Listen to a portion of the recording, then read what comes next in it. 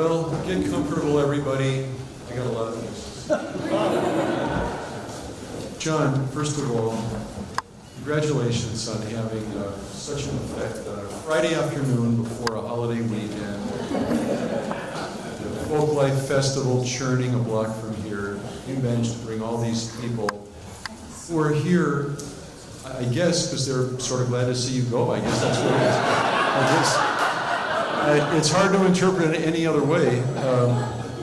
But I think just between us, I'm just talking to you, John, everybody else, talk among yourselves. I think we ought to sort of pretend they're here because they love you and because you've had an incomparable effect on the Smithsonian, on America, and on the wider world of music. I think you have, John.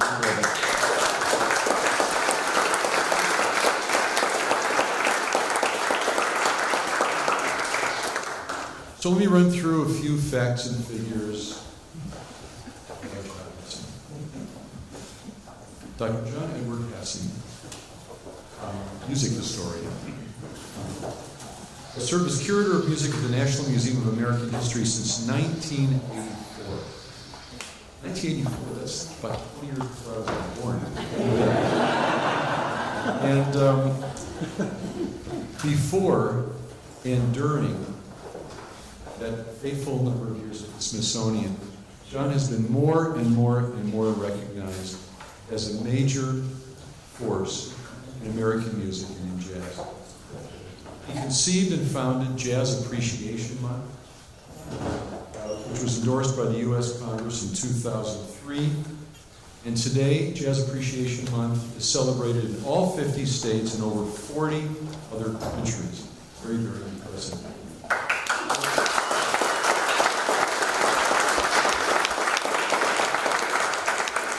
And as you know, John also founded and served previously as executive director of the Smithsonian Jazz Masterworks Orchestra, now in its 26th triumphant season. And that season includes domestic concerts, overseas tours in concert with the State Department, and many other things.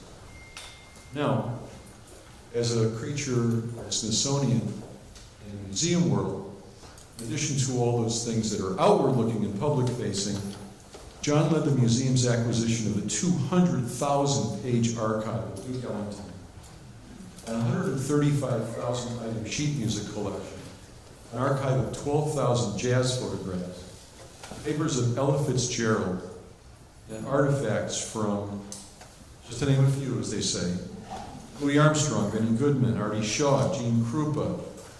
This is sort of a young audience. Buddy Rich, Miles Davis, John Coltrane, Thelonious Monk, Herbie Hancock, and the great Ray Charles.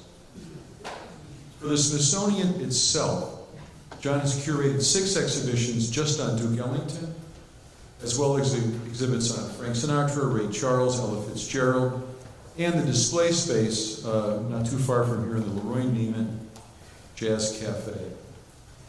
And John's exhibit, Beyond Category, the musical genius of Duke Ellington, toured 55 U.S. cities in 4 editions.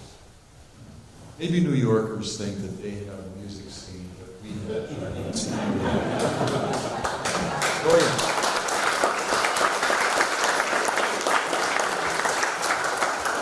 John has contributed as a scholar and a writer and a pedagogue to many, many books and articles, Washington Post, the Wall Street Journal, etc. And I have found out only since coming here, just to tell you how ignorant I was, that John also is the editor of a really fabulous textbook on jazz called Discover Jazz, which I just was not aware of. I was able to talk him out of a copy. Grudgingly, he gave it to me, but and equally grudgingly, he inscribed it. And it's very, very, very impressive. It's a piece of work, and just fantastic. John has lectured on most of the continents in the world. I don't think you've lectured in Antarctica. You're not such a big hotshot. But you certainly done a lot. No.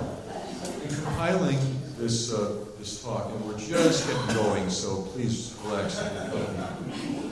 I thought that one way to honor you, John, was to quote some people who know you longer than I have, which is many people. And so I have some quotes here.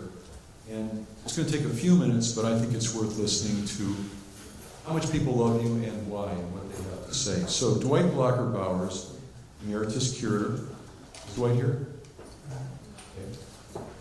Working with John has been a splendid collaboration. His knowledge is matched by his enthusiasm for his subject. To paraphrase the lyric of the great Ellington song, he has made us see the light of American music. Amy Henderson, Emerita historian at the National Portrait Gallery, says, "In my years at the Portrait Gallery, I would call on John to help me understand the musical side of why things happen. When Tony Bennett donated his portrait of Duke Ellington to the Portrait Gallery, John told me how Ellington's music had evolved later in his life and how Tony had captured that sense of spiritual peace in Duke's gaze. Just recently," she says, "I nagged him shamelessly about an article I was writing on Ella Fitzgerald's 100th birthday, because John's knowledge is unique and filled with details no one else knows.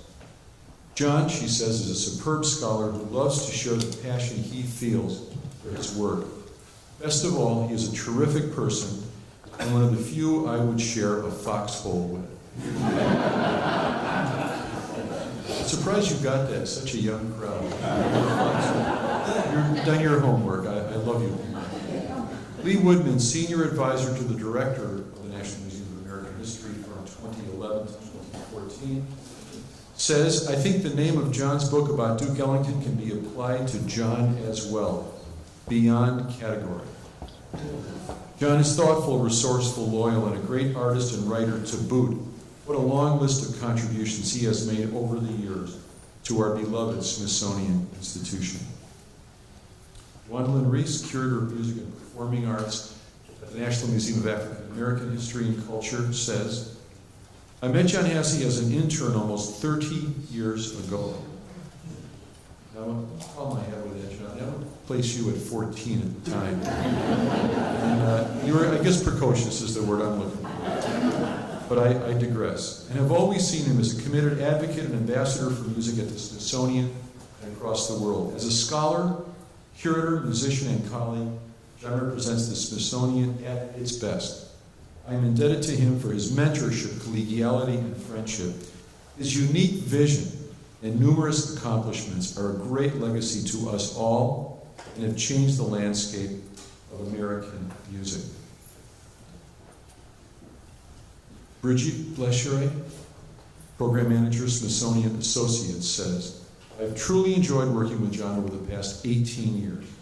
It has been a delight having him share his wealth of musical knowledge with our audiences, for which he receives only the highest of reviews. He leaves an amazing legacy of work at the Smithsonian, which will be referenced for many years to come." Now, before I yield the floor, I just want to burden you with just a personal vignette to show you what a person John is, of what generous spirit. So John and I have had the fun, the joy of performing together on a couple of occasions. He's a very generous and forgiving fellow musician, overlooking many of my foibles and shortcomings. And we had a little number that we worked up to play for my wife on our anniversary or her birthday, or those days all get blurred in my mind. And I don't have to mention that to her. And he very, very kindly agreed to stop by the house where we have a nice 5'8" Yamaha G8 piano. And I was trying to, as a surprise, tell my wife, somebody was coming over at 7 o'clock this evening. And she said, well, why is that? It's our anniversary. You can't go out and do something romantic. Hasse. And so I said to her in that disingenuous way that people talk to each other for decades, but the other person believes it anyway. I said, "It's a piano tuner coming up." She said, "Oh, okay, I get that. And then a second later she said, at 7 o'clock at night? And I said, well, this is sort of a difficult person, and he's supposed to have some skills, and it's the only time I could get him, and, you know, he'll be here a few minutes, and can you just go along with it? Oopsie. And she said, okay. So then in he comes, and she's upstairs, and Kong and I said in a stage voice, oh, so you must be John. And he said, yes, I am. And she didn't come down. We're sitting there setting up, and I said, how's the piano tuning going? And he said, there's some problems, and she didn't come down. So I called up and I said, honey, can you come down and deal with this guy? She said, what is it, you know? First it's 7 o'clock, and then I have to deal with him. And then we managed to coax her down, and then John just made this piece just sing and fly. And she cried and was very, very moved. And that one gesture made up for many, many things that I had done wrong over the decades that would come back to haunt me periodically. And I could say, but what about that night in Hasse? And her response was, that credit goes to Hasse, not to you.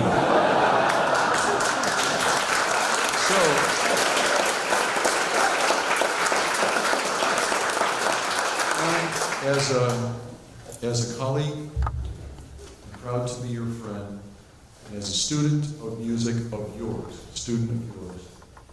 I thank you on behalf of the National Museum of American History, the Smithsonian Jazz Masterworks Orchestra, the millions and millions of Americans who have benefited from Jazz Appreciation Month, and from a grateful nation.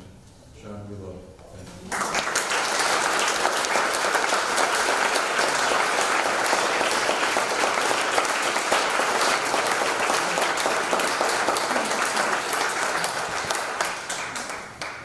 Welcome Director John Ray to the podium.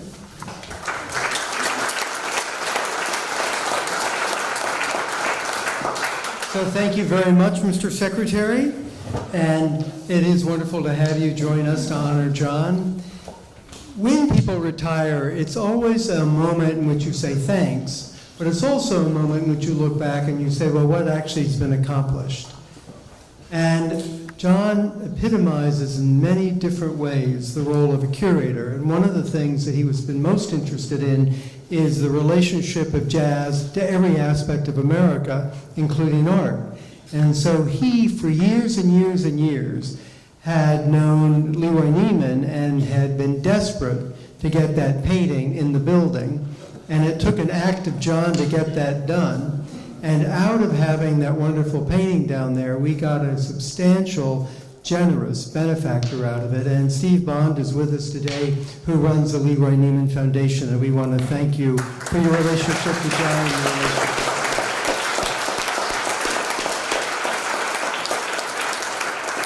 And we also want to thank many of the curators who've also retired, who are with us and often in an emeritus role, that are with us today. And I'm not going to introduce all of you, but it's wonderful to see you here. And I'd say, John, you joined the most wonderful group of people who've worked at this institution, still care about it, and their legacy lasts. So if we could give a round of applause to our extraordinary senior curators, that would be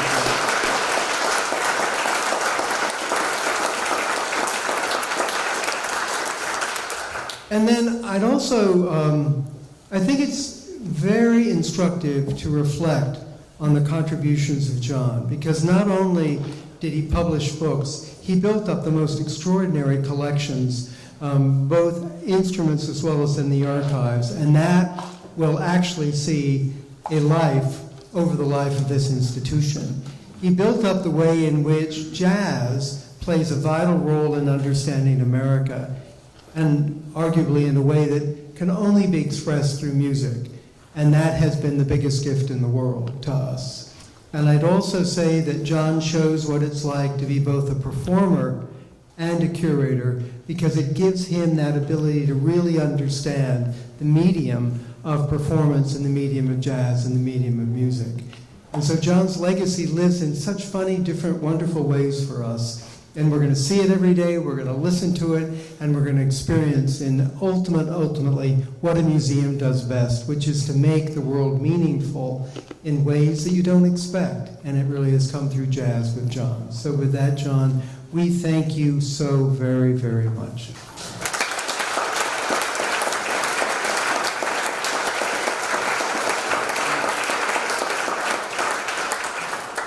It's my great honor to invite Congressman John Conyers Jr. to the podium.